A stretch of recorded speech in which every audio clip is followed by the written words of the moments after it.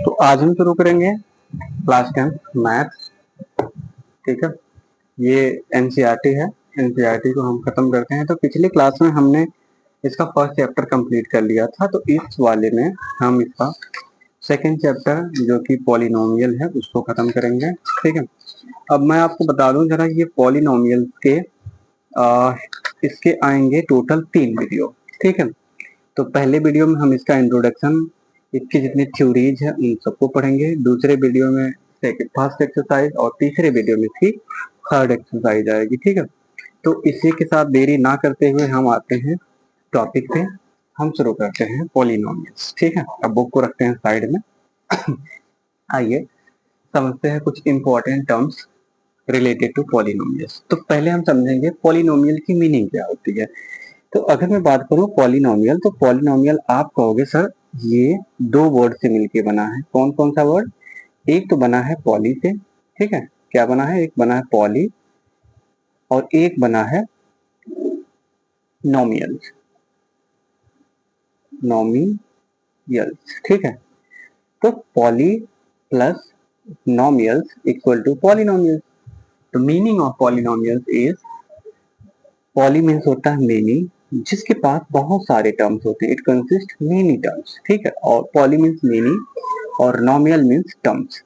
तो simply we can say that कि polynomial, ठीक है, which consist many terms, that is known as a polynomial. For example, we can say that कि suppose कर लेते हैं मेरे पास, जैसे मैं कहूँ 4x 6x स्क्वायर या y पावर 4, ठीक है, या y स्क्वायर। ठीक, ये सब के सब क्या है? These are polynomials. Also we can say that 6x square plus 5x plus 8. This is also a polynomial. So basically, I hope यहाँ तक आपको समझ में आया होगा कि पॉलिनोमियल का मीनिंग क्या होता है। यहाँ तक मैंने पॉलिनोमियल की मीनिंग समझाई है।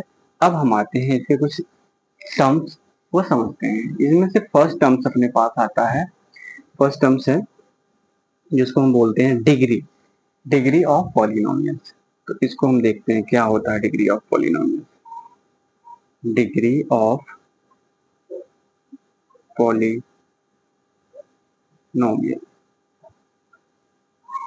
तो देखिए अगर मैं बात करूं डिग्री ऑफ पॉलिनोमियल्स की, तो डिग्री ऑफ पॉलिनोमियल्स ऐसे आप समझिए कि अगर मेरे पास सपोज करते हैं, लेट से मैंने एक ये लिख दिया एग्जांपल, या उससे पहले ही लिख दिया, जैसे मान लो मैंने लिखा कि 7x square plus 5x plus 8। ठीक है, मैं पूछ लूं व्हाट ये क्या है, किस फॉर्म में है, तो आप कहोगे सर ये तो पॉलिनोमियल है। क्यों? क्योंकि इट कंसिस्ट मेनी टर्म्स, तो ये पॉलिनोमियल हो गया। अच्छा, अगर ये पॉलिनोमियल है तो पॉली, बस ऐसे समझ लीजिए पॉली। अब मैं पूछ रहा हूँ बताओ इसकी डिग्री क्या है, what is the degree of this polynomial. तो आप कहोगे सर इसकी डिग्री अगर मैं बात करूं तो नंबर ऑफ पावर्स हम देखते हैं, या हम कह सकते हैं कि हाईएस्ट पावर। जैसे अगर मैं बात करूं यहाँ पे सबसे हाईएस्ट, इस पॉलिनोमियल का सबसे हाईएस्ट पावर क्या है, अगर आप यहाँ पे देखोगे तो यहाँ पे 2 है, यहाँ पे कुछ नहीं है, दैट मीन यहाँ पे 1 होगा।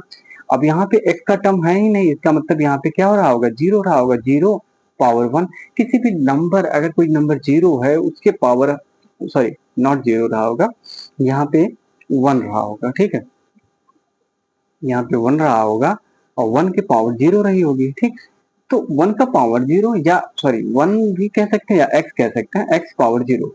तो x पावर 0, अगर किसी भी नंबर के पावर 0 होंगे दैट मीन वो 1 के इक्विवेलेंट होगा। तो यहाँ पे तो ये कैंसिल आउट हो गया। ठीक है, हालांकि हम समझने के लिए उसको भी लिख लेते हैं। तो मेन अपना फोकस था कि डिग्री ऑफ पॉलिनोमियल, तो सबसे हाईएस्ट डिग्री ही उस पॉलिनोमियल की डिग्री ऑफ पॉलिनोमियल कही जाती है। तो अगर मैं इस पॉलिनोमियल में देखूं तो सबसे हाईएस्ट डिग्री क्या है, तो आप कहोगे सर 2। ठीक है, इसका मतलब क्या हो गया, तो इसकी जो इसकी हाईएस्ट डिग्री है दैट इज 2। ठीक है, आई होप यहाँ तक आपको समझ में आया होगा। अब आते हैं इसकी डेफिनेशन को हम समझते हैं। ठीक है,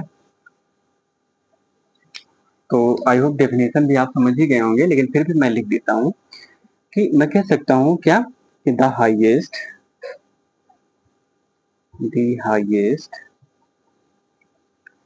power of x in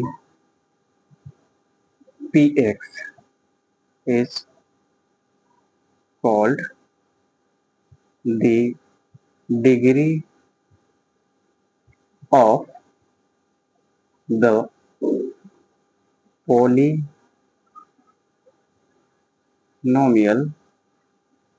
px। ठीक है, फॉर एग्जाम्पल के तौर पे मैं लिख लेता हूं, जैसे 7x² प्लस 7x प्लस 7। ठीक है, so here is the degree of polynomial. तो डिग्री क्या होगा इस पॉलिनोमियल का, तो मैं लिख सकता हूँ हाईएस्ट पावर, मैंने अभी आपको समझा दिया, सो 2। तो 2 is the degree of polynomial. I hope आपको यहाँ तक समझ में आया होगा।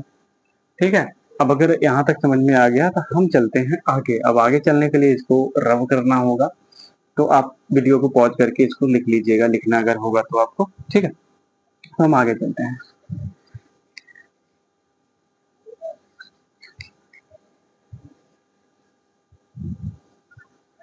आगे हम आते हैं नेक्स्ट में। अब यहाँ हम समझेंगे कि टाइप्स ऑफ पॉलिनोमियल। ठीक है, पॉलिनोमियल के कितने टाइप्स होते हैं, बेसिकली टाइप्स ऑफ पॉलिनोमियल्स। अगर मैं बात करूं टाइप्स ऑफ पॉलिनोमियल के, तो यहाँ पे अपने पास we have 3 types of polynomial. कौन कौन से, तो फर्स्ट है लीनियर पॉलिनोमियल।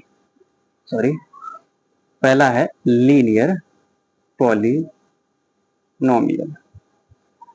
अब लीनियर पॉलिनोमियल्स क्या होते हैं, तो सिंपल सी बात आप समझो, लीनियर पॉलिनोमियल्स हम उन्हें कहते हैं polynomial. We can say that a polynomial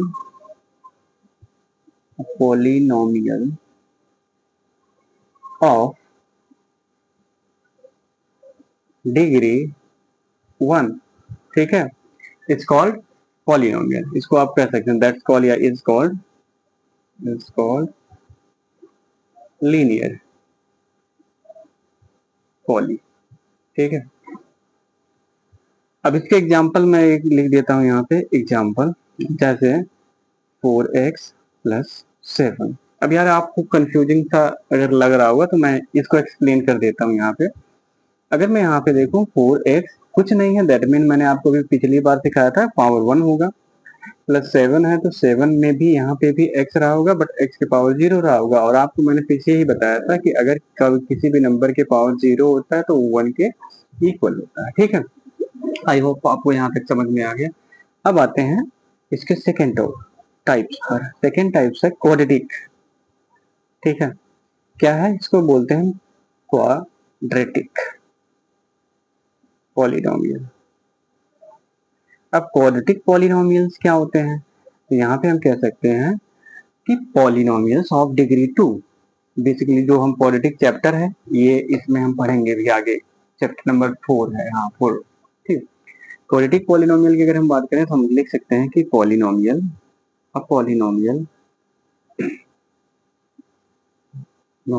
of degree 2 is called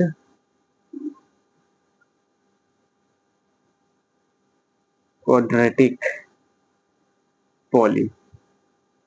ठीक है, पॉलिनोमियल्स, पॉली मैं अगर लिख दे रहा हूँ तो इसका मतलब यार समझ जाइएगा कि पॉलिनोमियल्स। ठीक है, अब इसके भी एग्जांपल्स हम लिख लेते हैं। इसके एग्जांपल्स होंगे लाइक मान लो x² प्लस 5x प्लस 15। ठीक है, 15 लिख लेते हैं या 25 लिख लो, कुछ भी लिख लो, ये सब क्या हो गए, this one is a quadratic polynomial. अब आ जाते हैं नेक्स्ट पे, टाइप नंबर थर्ड। थर्ड क्या है अपने पास, थर्ड है cubic polynomial. Cubic polynomials,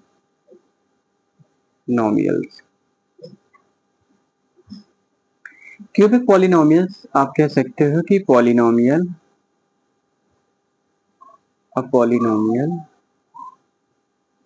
of degree 3। ठीक है, इज कॉल्ड क्यूबिक पॉलिनोमियल। ठीक है, इसे बोलेंगे हम क्या, क्यूबिक पॉलिनोमियल।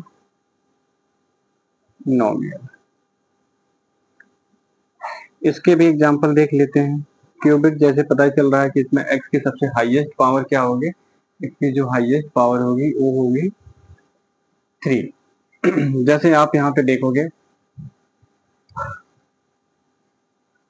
कि अगर मैं लिख देता हूं एक ये मान लो 6x³ plus x² plus 4x+5, तो किस टाइप का है, तो ये है आपका क्यूबिक पॉलिनोमियल। ठीक है, उम्मीद करता हूँ आपको यहाँ तक समझ में आ गया होगा। अब हम आगे चलते हैं। ठीक है, आगे हम समझेंगे, नेक्स्ट टॉपिक है अपना geometrical meaning of the zeros of a polynomial. ठीक है, उनको देखते हैं और उन्हें समझते हैं। यहाँ तक टाइप्स इसके कंप्लीट हो गए हैं। अब आगे आइए ज्योमेट्रिकल में हम देख लेते हैं।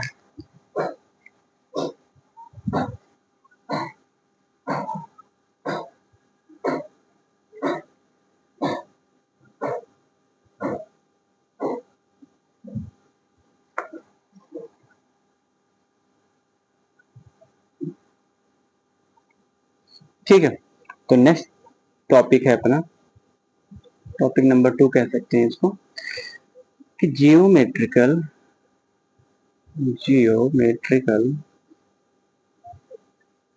मीनिंग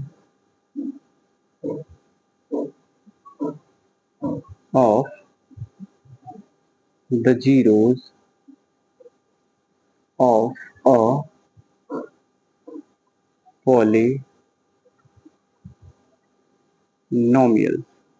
क्या मतलब इसका आता है, तो यार देखिए, इसका सिंपल सा मतलब होता है कि, ठीक है, कि जो ज्योमेट्रिकली जो जीरोज और पॉलिनोमियल्स होते हैं, बेसिकली ये क्या होते हैं, एक पॉइंट होते हैं। कैसे पॉइंट, जहां पर, ठीक है, जो ग्राफ होता है कट करता है किसको, कट करता है एट द एक्स एक्सिस पर। ठीक है, तो बेसिकली हम इसको लिख सकते हैं, क्या लिख लेंगे, कि ज्योमेट्रिकली, ठीक है, जियोमेट्रिकली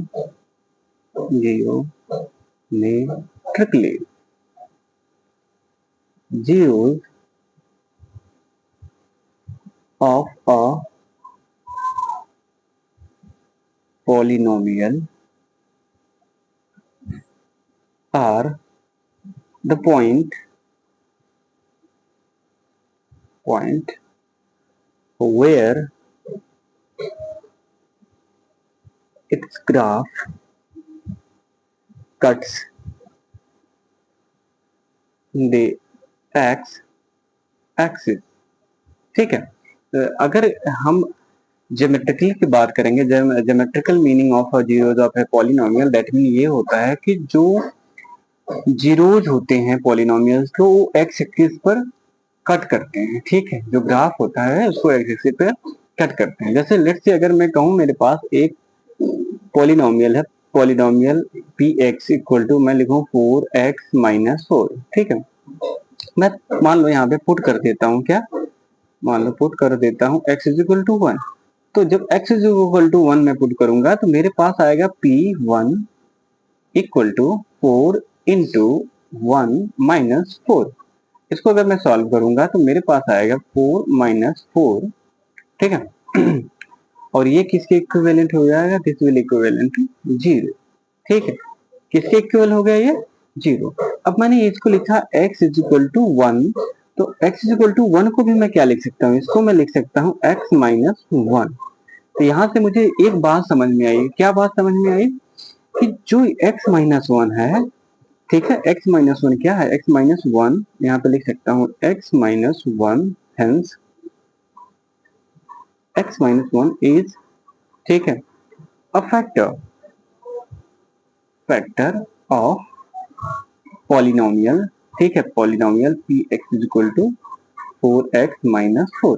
ठीक है, अगर x इज इक्वल टू 1 पर ये 0 हो जा रहा है, इसका मतलब होगा कि अगर मैं इक्वल हटाऊंगा तो -1 हो जाएगा, तो इसका मतलब होगा x-1 एक फैक्टर हो जाएगा किसका, 4x-4 का। ठीक है, आई होप यहाँ तक समझ में आया होगा। अगर ये इसको भी एक्सप्लेन कर लेते हैं, जैसे 4x-4 को मान लो, अगर मैं 4 कॉमन ले लूं तो मैं क्या लिख सकता हूँ, x-1, समझ गए। अब यहाँ से अगर मैं इसको 0 लिख देता हूँ तो 4 तो उधर से आएगा 0 हो जाएगा, बचेगा क्या, x-1, ये 0 के इक्वल होगा तो x इज इक्वल टू 1। यही सारी चीजें पता चली, ठीक है। आई होप यहाँ तक आपको समझ में आएगा होगा कि what is the meaning of geometrical, ठीक है, जीरोस। चलते हैं नेक्स्ट टॉपिक की तरफ अपना। अब नेक्स्ट टॉपिक क्या है उसको देखा जाए। नेक्स्ट टॉपिक को हम यहाँ पे इसके ग्राफ को ही देख लेते हैं, ठीक है।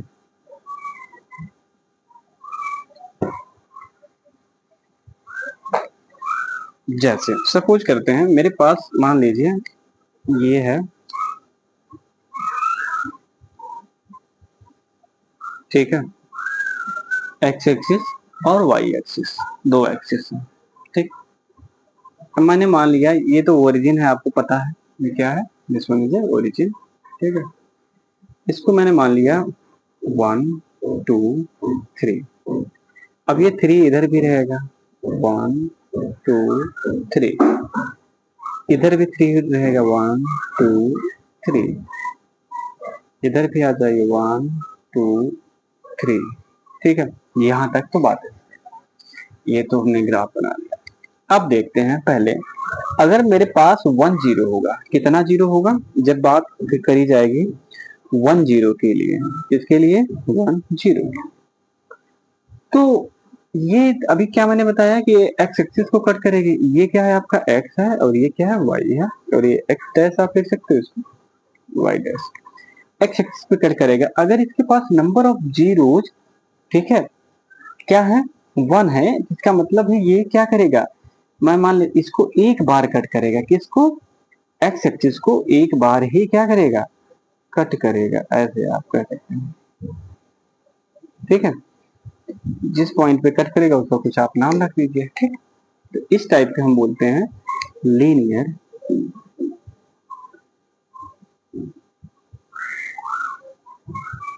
लीनियर पॉलिनोमियल, ठीक है। आई होप आपको ये समझ में आया होगा। अब आप आते हैं, हम समझते हैं अगर अपने पास जो जीरोज होगा, दो होता है, नंबर ऑफ जीरोज कितने हैं, दो हैं, तब क्या, जैसे ये देखिए,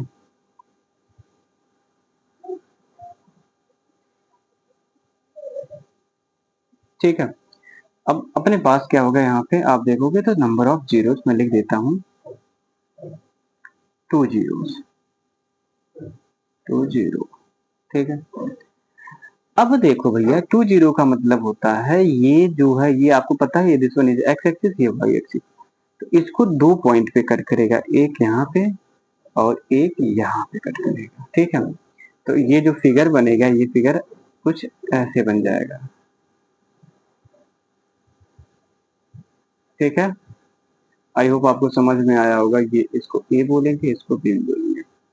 मतलब अगर 1 जीरो होगा तो एक्स एक्सिस को एक बार कट करेगा, 2 जीरो होगा तो एक्स एक्सिस को दो बार कट करेगा, ठीक है। आई होप यहाँ तक आपको समझ में आया होगा। अब हम चलते हैं, नंबर ऑफ जीरो अगर अपने पास 3 हो गया तो क्या होगा, जब नंबर ऑफ जीरो अपने पास 3 हो जाएगा तो ये फिगर चेंज हो जाएगा, उस टाइम क्या फिगर बनेगा, आइए अभी समझते हैं।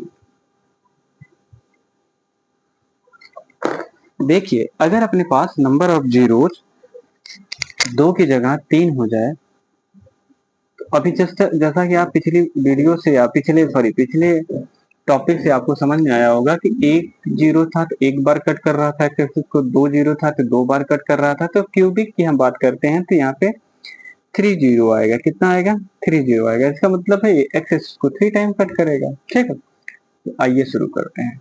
जैसे देखिए मान लेता हूँ ये ओरिजिन है, ये यहाँ से 1 2 3 1 2 3 1 2 3 1 2 3, ऐसे कर सपोज कर लेता हूँ कि मान लेता हूँ इस पॉइंट पर यहाँ से एक्स एक्सिस को ये कट करते हुए ऊपर की तरफ जा रहा, ऊपर की तरफ कहाँ तक गया, मान लिया यहाँ तक गया। अब इस पॉइंट पे इसने कट करा तो इसका नाम मैंने ए रख दिया, ठीक है। अब आ जाते हैं, अब यहाँ से ये ऊपर से आएगा यहाँ पे, ठीक है। इस पॉइंट पे इसने इसको कट करा है तो इसको हम बोलेंगे बी। फिर ये नीचे आएगा, फिर यहाँ से ऐसे उठेगा, ठीक है, और इस पॉइंट पर इसको फिर कट करेगा, ठीक है। फिर ऐसे ऊपर जाएगा, फिर ऐसे आएगा। अगर ये 4 हो जाएगा तो ये आगे आके फिर एक बार कट करेगा। तो आप अगर देखोगे तो इसने कितने पॉइंट पर कट करा है, इसने 3 पॉइंट पर कट करा है, ठीक है। Point A, point B, point C. तो सिंपल सी बात है, अगर नंबर ऑफ जीरोस 3 होंगे तो इसका मतलब ये इसको 3, ठीक है, पॉइंट पर एक्स एक्सिस को 3 पॉइंट पे कट करेगा। अगर 2 होंगे 2 पे करेगा, और अगर 1 होगा तो 1 बार कट करेगा, ठीक। यहाँ तक ये हो गया अपना कंप्लीट, ठीक है। अब हम पढ़ेंगे, इसको हम बोल देंगे क्या, क्यूबिक पॉलिनोमियल, ठीक है। यहाँ तक ये हो गया कंप्लीट। अब हम पढ़ेंगे जीरोज ऑफ पॉलिनोमियल्स, ठीक है। आइए नेक्स्ट टॉपिक शुरू करते हैं, टॉपिक नंबर 3, जिसका नाम है जीरोज ऑफ पॉलिनोमियल।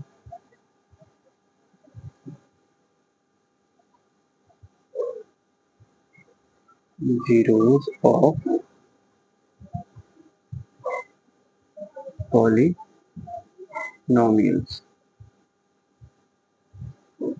तो देखिए, अगर मैं बात करूं जीरोज ऑफ पॉलिनोमियल्स का, सिंपल सा इसका पहले हम समझ लेते हैं डेफिनेशन क्या होता है या मीनिंग क्या होता है। पहले मैं लिख देता हूं, उसके बाद एक्सप्लेन करता हूं। The value, the value of variable for which, ठीक है, फॉर विच द पॉलिनोमियल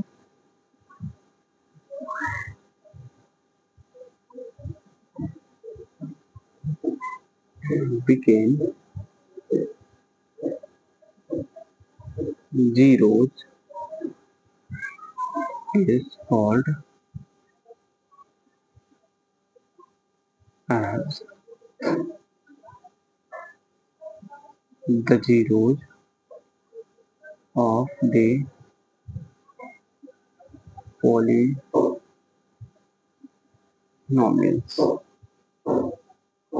ठीक है। अब आइए इसका हम मतलब समझते हैं। हमने क्या लिखा, हमने लिखा है कि the value of variable for which the polynomial became zero is called the zeros of the polynomial। मतलब ये है कि अगर मेरे पास कोई एक वैल्यू है, ठीक है, किसी वेरिएबल की, कोई वेरिएबल एक्स वाई जेड रहा होगा, या पी क्यू आर एस रहा होगा, या एस टी, कुछ भी वेरिएबल रहा होगा, अगर उसकी कोई एक पर्टिकुलर वैल्यू मैं पुट करता हूँ और वो उस पॉलिनोमियल को जीरो बना दे रहा है, इसका मतलब होता है उस पॉलिनोमियल को हम क्या बोलेंगे, that is the zeros of the polynomial. कैसे करते हैं, पहले आइए उसके पहले हम समझते हैं वेरिएबल क्या होता है। वेरिएबल का सिंपल सा मतलब होता है यार, सारे लेटर्स इंग्लिश के, जैसे एक्स, हम सपोज करते हैं ना, लेट बी नंबर एक्स या वाई या जेड या ए बी सी, ठीक है, पी क्यू आर एस, ऐसे नंबर, इनको हम वेरिएबल बोलते हैं, ठीक है। अब मैं मान लेता हूं कि मेरे पास एक पॉलिनोमियल पी एक्स था, जिसकी वैल्यू रही होगी एक्स स्क्वायर, ठीक है, माइनस 5x, ठीक है, और ये प्लस 20, ये मेरे पास एक क्या था, पॉलिनोमियल था।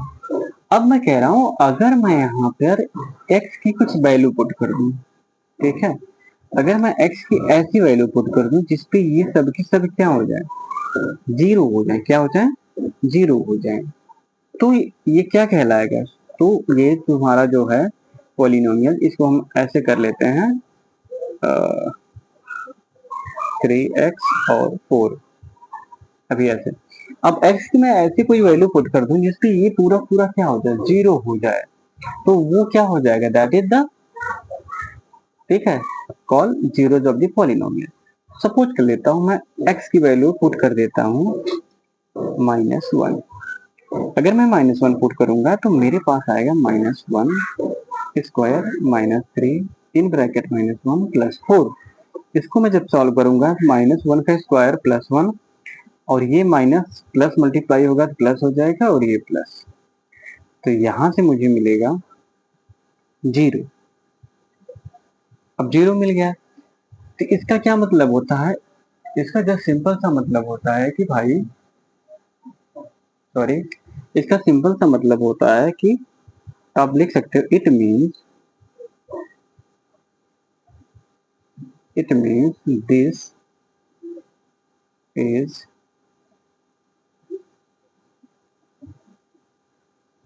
The zeros of polynomial. इसका मतलब है कि ये क्या है, ये जो x इक्वल टू -1 क्या है, इस पॉलिनोमियल का जीरोस, ठीक है, जीरो है। आई होप आपको यहाँ पे समझ में आया होगा, अच्छी टॉपिक थी, ठीक है। अब आप इसको नोट कर लीजिए, हम चलते हैं नेक्स्ट टॉपिक, टॉपिक नंबर 4 पर।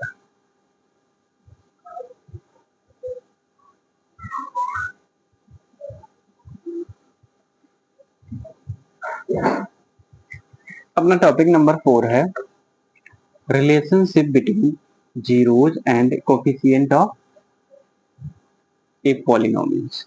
इनके बारे में आइए हम पढ़ेंगे। टॉपिक नंबर 4, RL अगर मैं लिखा हूं तो इसका मतलब यार आप समझ लेना रिलेशनशिप लिखा हूं, ठीक है, या तो मैं पूरा ही लिख देता हूं, रिलेशनशिप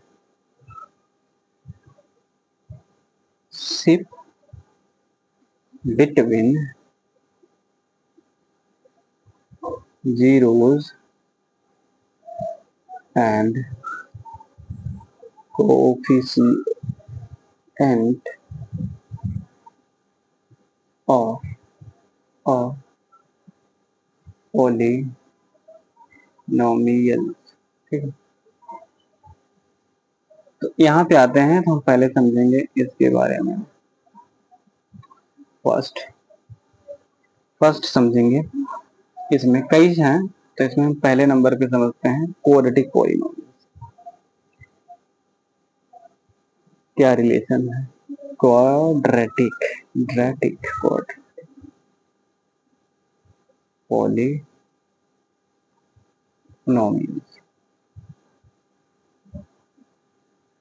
ठीक है।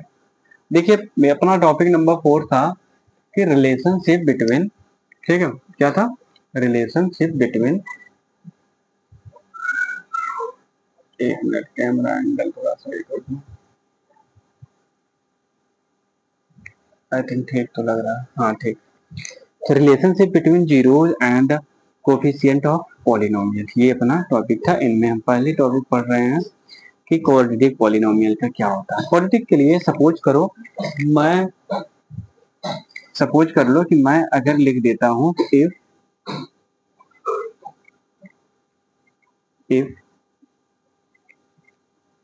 अल्फा एंड बीटा, ठीक है, if alpha and beta are the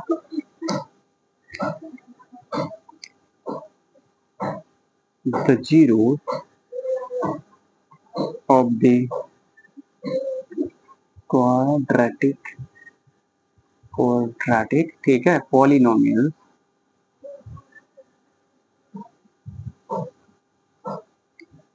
ठीक है, देन क्या होगा, then p x, then p x equal to a x square plus b x plus c, ठीक है, where a not equal to 0, then we know what we know, we know that x minus alpha,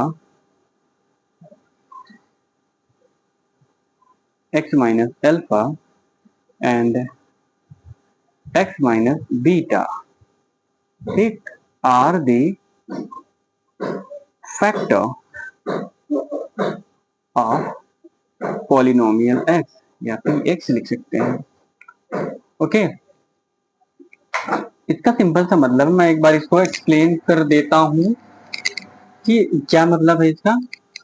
zeros of the quadratic polynomial, if the alpha and beta are the zeros of the quadratic polynomial, then px is equal to ax square plus bx plus c, where a not equal to 0, this one is not equal to 0, then we know that x minus alpha and x minus beta are the factors of polynomial x. अगर मेरे पास ये और ये इसका क्या हो जाएगा, this is the factor. आइए इसको देखते हैं कैसे करेंगे। तो देखिए इनमें हम पहले समझते हैं कि अगर अपने पास आता है कि सम ऑफ जीरोस, तो पहले हम लिखेंगे सम ऑफ जीरोस। तो सम ऑफ जीरोस के लिए हम लिखते हैं कि माइनस कोफिशिएंट एक्स अपॉन में कोफिशिएंट ऑफ एक्स स्क्वायर। ठीक है, इसका क्या मतलब हो गया यार, मेरा जो था क्या था, यही तो था a x square plus b x plus ए।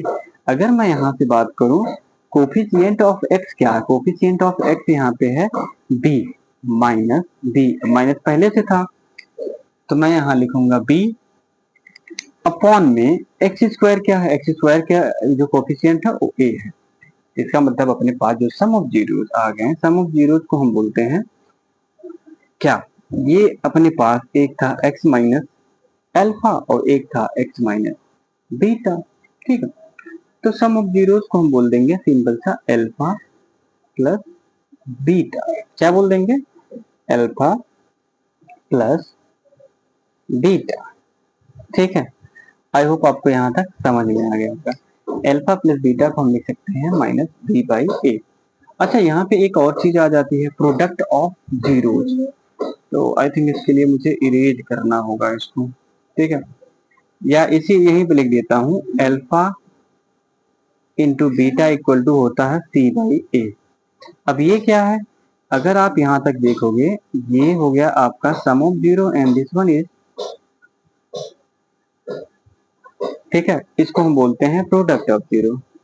आपको लिखना है तो आप लिख सकते हो कि product of zeros equal to क्या होता है, इसका मतलब, इसका मतलब होता है कांस्टेंट टर्म अपॉन में कोफिशिएंट ऑफ एक्स स्क्वायर,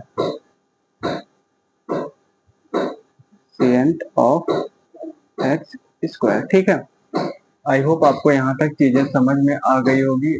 दिख रहा कि नहीं दिख रहा, ठीक है, आई होप आपको दिख गया होगा इतना। ठीक, तो इस पॉइंट तक काम हो गया। अब हम समझते हैं नेक्स्ट टॉपिक। अपना नेक्स्ट टॉपिक है इससे रिलेटेड कुछ एग्जाम्पल देखेंगे। चलिए आइए देखते हैं। इसको इरेज कर दूं मैं, आपको लिखना होगा, आप लिखना तो होगा ही क्योंकि लिख लोगे तो अच्छा रहेगा नोट, अदरवाइज देख लीजिएगा भाई आप क्या आपको उचित लगता है। आइए अब इनसे रिलेटेड देखिए कि हम एग्जाम्पल देखेंगे। जैसे मेरे पास फर्स्ट एग्जाम्पल है x square plus 7x plus 10। ठीक है, अगर मैं इसको ब्रेक करता हूँ, ठीक है मैं दोनों बता रहा हूँ अभी। जैसे इसको मैं प्राइम फैक्टराइजेशन करता हूँ तो 10 है। आपको पता है यार कि अगर इसका जब हम फैक्टराइजेशन करते हैं तो हम इसको कांस्टेंट टर्म को, ठीक है, एक्स स्क्वायर वाले टर्म के साथ मल्टीप्लाई करते हैं। अब ये जो कि यहाँ पे कुछ है नहीं, इसका मतलब यहाँ पे क्या होगा, 1 लिखा होगा। तो 10 में जब भी 1 से हम मल्टीप्लाई करेंगे तो क्या आएगा, 10 ही आएगा। तो हम सिर्फ 10 को ही फैक्टराइज करेंगे यहाँ पे। तो 10 को अगर मैं फैक्टराइज करूंगा तो क्या आ जाएगा, 2 5 जा 10 और 5 1 जा 5। मतलब मुझे 5 और 2 के हेल्प से या तो ऐड कर दूं या सब्ट्रैक्ट कर दूं, और कितना आ जाना चाहिए, ऐड प्लस इन दोनों को 2 प्लस 5 अगर मैं कर दूं तो 7 आना चाहिए, या 2 माइनस 5 कर दूं तो भी मुझे 7 आना चाहिए। लेकिन 2 माइनस 5 करूंगा या 5 माइनस 2 करूंगा तो मेरे पास 3 या प्लस 3 आएगा, जो कि 7 के कुछ है ही नहीं आसपास, तो उसको नहीं लिखेंगे। हम 2 प्लस 5 वाला ले लेते हैं टर्म। तो हम यहाँ पे लिखेंगे x square plus 5x plus 2x plus 10। अगर मैं यहाँ से कॉमन ले लूँ x को, इस वाले टर्म से x को जब मैं कॉमन लेता हूँ तो मेरे पास क्या बचता है, मेरे पास बचता है x प्लस 5। ठीक है, इसको ब्रैकेट लगा देता हूँ प्लस, इसमें से 2 मैं कॉमन लेता हूँ क्योंकि x यहाँ पे है नहीं तो 2 को है, x प्लस, अब जब 2 कॉमन लिया तो यहाँ वो x बचा और यहाँ पे 5 से जब 2 से 10 डिवाइड होगा तो क्या आएगा, x प्लस 5। ये हो गया। अब क्योंकि आप यहाँ पे देखोगे x प्लस 5 यहाँ पे भी है, x प्लस 5 यहाँ पे भी है, तो अपने कॉमन हम ले सकते हैं x प्लस 5 एंड ये x प्लस 2। ठीक है, तो x plus 5 and x plus 2 क्या हो गया, इसके दो फैक्टर हो गए। ठीक है, यहाँ से मैं लिख सकता हूँ x is equal to minus 5, यहाँ से मैं लिख सकता हूँ x is equal to minus 2। ठीक है, तो मैं लिख सकता हूँ यहाँ से कि हेयर देर आर 2 जीरोज, कितने हैं, तो यहाँ पे 2 नंबर ऑफ जीरोज हमें पता चल गए हैं। सो हम लिख सकते हैं कि देयर आर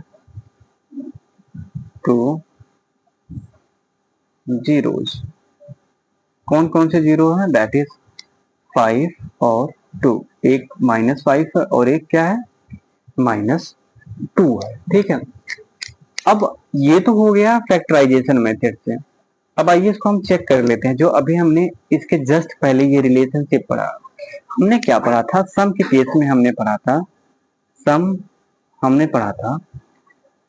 ठीक है, तो सम अपने पास आया था, सम ऑफ जीरो, उसके केस में हमने पढ़ा था अल्फा प्लस बीटा। क्या पढ़ा था, अल्फा प्लस बीटा, ये किसके इक्वल होगा, this will equal to, direct यहां से करते हैं, अल्फा प्लस बीटा हमारा इक्वल था किसके, माइनस कोफिशिएंट ऑफ एक्स।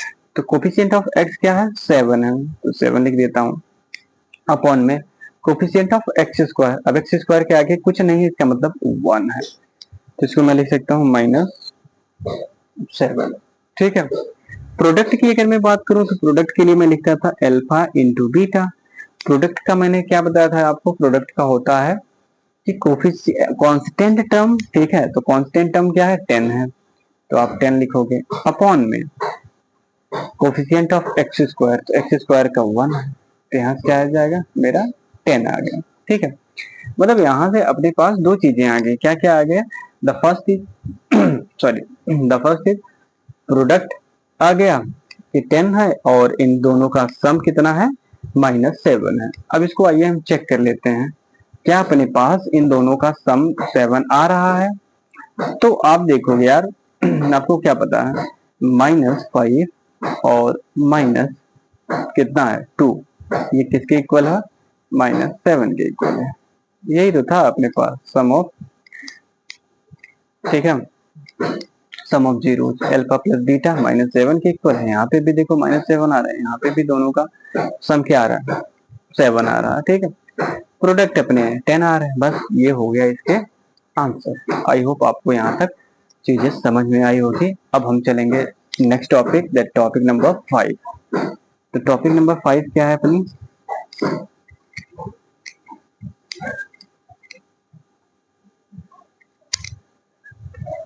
तो टॉपिक नंबर 5 की अगर मैं बात करूं तो अपनी टॉपिक नंबर 5 है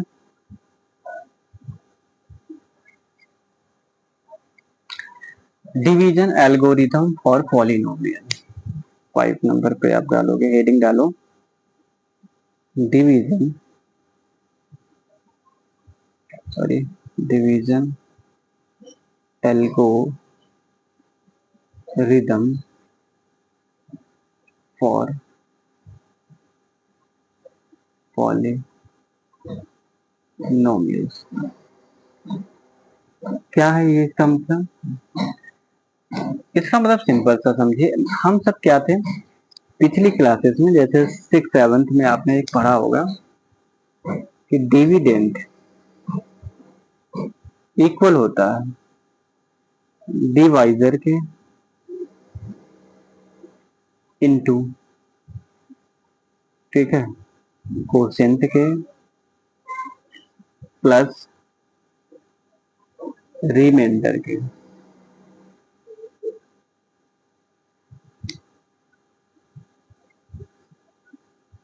ठीक है, बस यही है डिवीजन एल्गोरिथम। आइए इनको चेक करते हैं। लेट्स से मैं इसको ऐसे भी लिख सकता हूँ कि सपोज कर लेता हूँ जो अपना डिविडेंट है वो पी एक्स है, ठीक है। इसका जो डिवाइजर है वो है अपना जी एक्स, और इसका जो कोसेंट है वो कितना है अपना क्यू एक्स, और इसका जो रिमाइंडर है इसको मैं मान लेता हूँ आर एक्स, ठीक है। चीजें वही है, बस इसको हमने वेरिएबल में लिख दिया है, ठीक। आइए एक एग्जांपल से समझते हैं। सपोज करिए अगर मुझे 15 को डिवाइड करना होता, किसको, 15 को डिवाइड करना होता, सॉरी माफ कीजिएगा, अगर मुझे 15 को डिवाइड करना होता किससे, 2 से, या कोई भी नंबर को अगर मुझे डिवाइड करना होता उससे, या मुझे 20 को डिवाइड करना होता 5 से, ठीक है। सपोज करते हैं 20 को 5 से अगर मुझे डिवाइड करना है तो मैं क्या लिखता, 20 डिवाइड बाई 5, तो 5 का टेबल में पड़ता, 5 4 जा 20 होता है, तो यहाँ से 0 0। अब आप यहाँ पे देखोगे हमारे पास डिविडेंड क्या है, डिविडेंड मतलब होता है वो नंबर जो डिवाइड हो रहा है, तो अपने पास 20 मैंने लिया था, तो अपने पास डिविडेंड 20 है। अच्छा, तो डिवाइजर क्या होता है, डिवाइजर बेसिकली वो नंबर जो उसको क्या कर रहा है, डिवाइड कर रहा है, तो यहाँ पे डिवाइड कौन कर रहा है, 5 कर रहा है, मल्टीप्लाइड बाई कोसेंट। कोसेंट क्या होता है, तो कोसेंट जो मैंने इसको डिवाइड करा उतने टाइम, कितने टाइम में ये 0 हुआ, तो आप कहोगे 4 टाइम में, 4 प्लस में रिमाइंडर, रिमाइंडर कितना बचा, तो 0 है, 0। इसको सॉल्व करते हैं, इसको मैं लिख सकता हूँ 5 4 जा 20, ठीक है। ये देखिए LHS इक्वल हो गए RHS के, दैट मीन ये करेक्ट है, डिविडेंड इक्वल होगा divisor into quotient plus remainder को। अब आइए मैं इसमें भी आपको एक्सप्लेन कर देता हूँ। तो ये 5 क्या है, तो 5 आप कहोगे डिवाइजर है, क्या है 5, डिवाइजर है, ठीक है। और ये 20 क्या है, 20 है डिविडेंड, डिविडेंड मतलब जो नंबर डिवाइड होगा वो डिविडेंड होगा, जिससे डिवाइड होगा वो डिवाइजर होगा, और जितनी टाइम में डिवाइड होगा वो क्या हो जाएगा, कोसेंट हो जाएगा, कोसेंट। और ये जितना बचेगा रिमेनिंग उसे हम बोल देंगे रिमाइंडर। आई होप आपको यहाँ तक समझ में आया होगा। तो यहाँ तक अगर मैं बात करूँ तो ये अपना ये भी खत्म हो गया। अब एक और बचा है मेथड, उसको हम कंप्लीट करते हैं, इसके बाद थ्योरी पूरी खत्म हो जाएगी। इसके बाद हम केवल और केवल करेंगे एक्सरसाइज, ठीक है। तो नेक्स्ट आते हैं, टॉपिक नंबर डालिए 6। 6 का नाम है अपना लॉन्ग डिवीजन।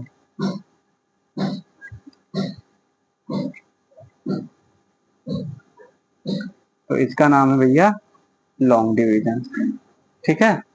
तो आइए टॉपिक नंबर 6 लॉन्ग डिवीजन, इसको पढ़ते हैं। लॉन्ग डिवीजन आप सब बचपन से करते आ रहे हो, आइए उनको हम सीखते हैं। जैसे सपोज करो मेरे पास एक नंबर है, क्या नंबर है, मान लेते हैं एग्जांपल के तौर पे मेरे पास एक क्वेश्चन है कि डिवाइड करना है,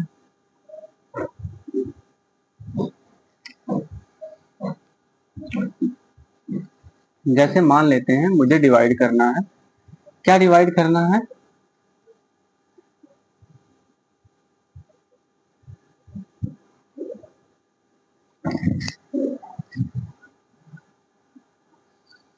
हमें डिवाइड करना है कि 2x²। ठीक है, आज के लिए यहीं पे छोड़ देते हैं, बाकी वाला हम पिछले क्लास में जब करेंगे तो समझ लेंगे, ठीक है।